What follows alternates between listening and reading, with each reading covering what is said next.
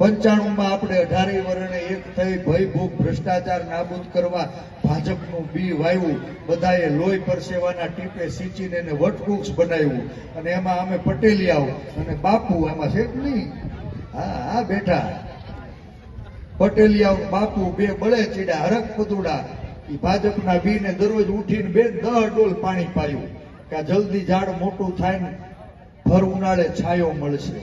15માં અમારે અખતરો કરવાનો થયો ને ત્યારે ખબર પડી કે વાહા ફાટી ગયા.